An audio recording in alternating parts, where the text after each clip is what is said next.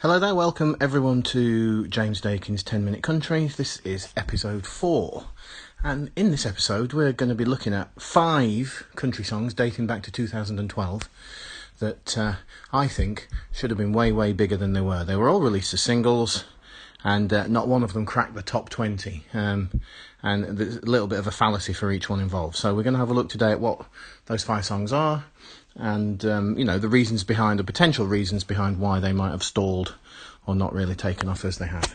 I can't play music on this broadcast because I'd have to pay royalties and license and stuff. So on the lyric page that we put this out on, there'll be a Spotify playlist of all 5 songs as well, so you can listen to them if you haven't caught them up to now, and see what you think. First song, I think, should have been way bigger than it was, is Reba McEntire's Going Out Like That. It was released in 2015 off her Love Somebody album, peaked in the mid-20s in the Billboard chart, which is an absolute travesty for such a big, good song.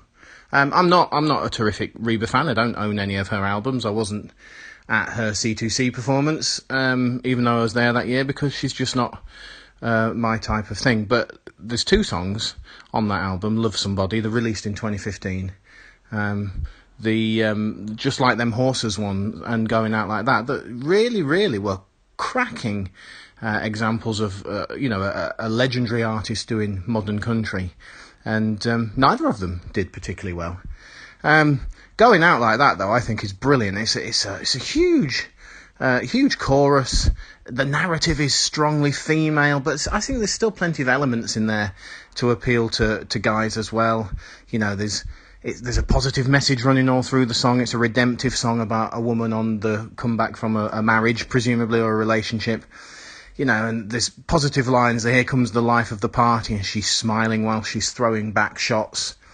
And this song should have been way bigger than it was. The chorus is really strong, and it didn't. It peaked mid-20s, which is a bit of a shame for this returning country legend, who was adopting a bit more of a modern persona. Whether Reba's fans thought that she was being too modern, or whether the modern country music fans thought that Reba was too set in her ways and too old, I don't know. I mean, 2015 was the height of bro country mania, so that might have been a reason why the song stalled in the charts. But God, that's a good song, and it should have done better for her than it did. Second song on the list, Tyler Farr's I Should Go to Church Sometime, released in 2017, and it peaked at 56. 56! He's had a couple of huge songs, Tyler Farr. Guy Walks Into a Bar was a #1 country airplay. Redneck Crazy got to #3, I think, on the country airplay charts, and possibly even #2 on Billboard. And he released 2 strong albums, and this was going to be the first song from album #3, and it just tanked. And again, it's got a lot of themes, a bit like Reba's Going Out Like That. It's got a lot of themes that play well with country music. It's another redemptive song. It's a guy admitting his faults and pledging to be better. In the song, he asks for forgiveness and says that he'll wipe the dust off his Bible, more than once or twice a year. There's a huge sing-along chorus, intense vocals, and a searing guitar solo that Keith Urban would be proud of. This song had all the attributes of a country music smash hit.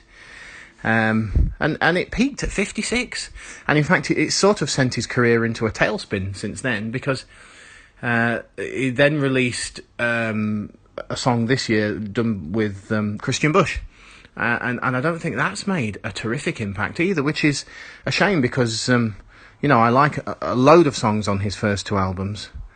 And I've just got no idea why I Should Go to Church Sometime wasn't a bigger hit than it was. The only thing I can think of is that Tyler Farr's type of persona, that sort of gruff, beardy, blue-collar guy, possibly peaked in 2015 with the bro country phase. I don't know.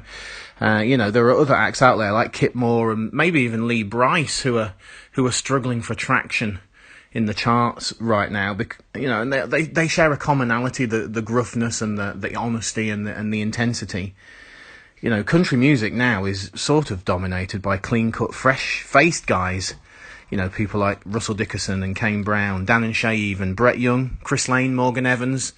You know, they're all these baby-faced, clean-cut, the guys. And whilst there's nothing wrong with them, I'm a huge fan of Brett Young and Dan and Shay's.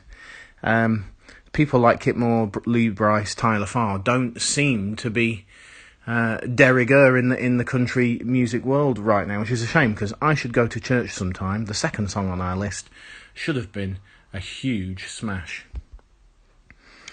Song number 3 is Mayday by Cam. And in fact, I could say Diane by Cam. I could say My Mistake by Cam. Any of the follow-ups to Burning House. Burning House was a huge hit for her. And then radio seems to have turned their back on Cam since then. Mayday, bizarrely, peaked at 36 after 19 weeks on the chart. 36 and 19 weeks. You know, a similar theme and feel to Burning House. Nice military drum beat. There's some effortless vocals in there. You know, there's a positivity to the song, but then she fails and goes back to the guy involved, which, you know, that type of sentiment must echo well across the country listening demographic. But it just didn't work for her. And in many respects, I think Mayday is a better song than Burning House. And let's not talk about Diane, the song that she released this year, which was a comparatively bigger hit in the UK than it ever was in America, which again is a complete travesty for such a wonderful song, a clever song, one that you can sing along to but think about as well. So I feel sorry for Cam in that, you know, country radio doesn't seem to recognise her talents. But number 3 on our list of singles that should have been way bigger than they actually were was Mayday by Cam. Song number 4 is an absolute travesty. I know I've used that word a couple of times so far, but it's Missing by William Michael Morgan. Bizarrely, this peaked at 49. It only spent 3 weeks on the chart and peaked at 49.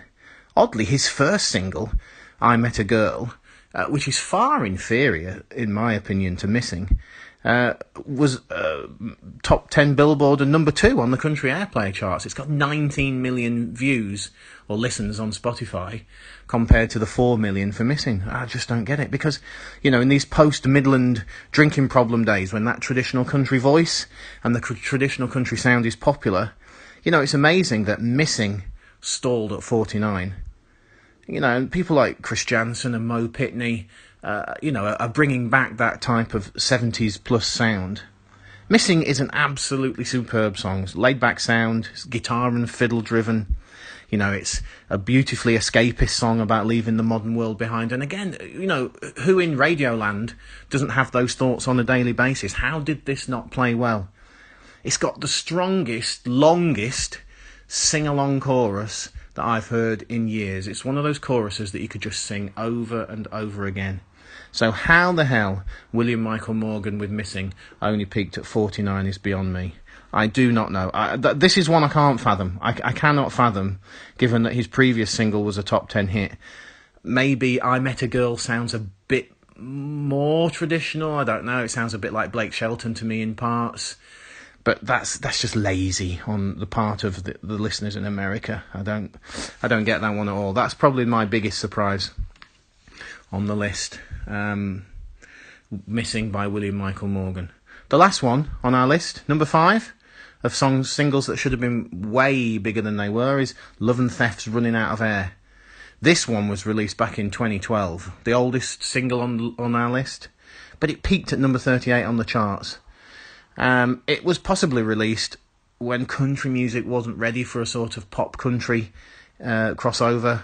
You know, it was pre-Sam Hunt, pre-Maren Morris, pre-Taylor Swift even, if you think about it, back in 2012.